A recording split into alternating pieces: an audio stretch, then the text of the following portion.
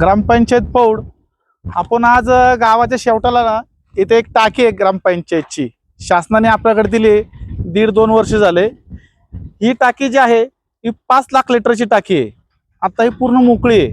त्याच्यामधून फक्त ग्रामपंचायत 12 कनेक्शन दिले 12 लोकांना. इथं ऑलरेडी ही टाकी पूर्ण मोकळी आहे.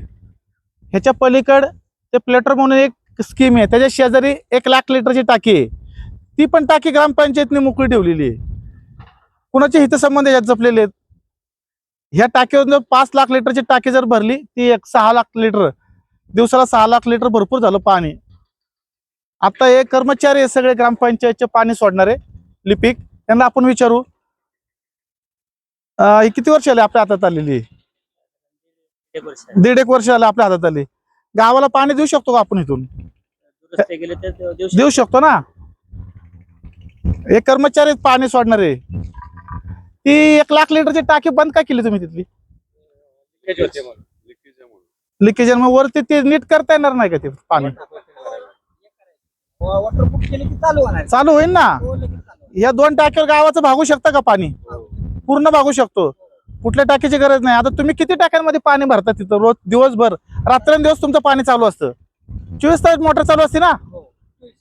हे 24 तास मोटर लाईट बिल किती येतं? दर महिन्याला लाईट बिल किती आपलं? आता लाईट बिल किती येतात गावाला? आपल्या गावाचं लाईट बिल किती येतं दर महिन्याला? 25-30 हजार नुसतं लाईट बिल. बर, आता ही जर टाकी केली तर गावाला पाणी पुरण ना सगळ्या? या बिल्डर लोकांची टाक्याची गरज आहे का तुम्हाला? आपल्याकडे 5 लिटरची टाकी आहे. आपण आता ही नीट करणार आहोत आणि गावाला पाणी इथून चालू करू.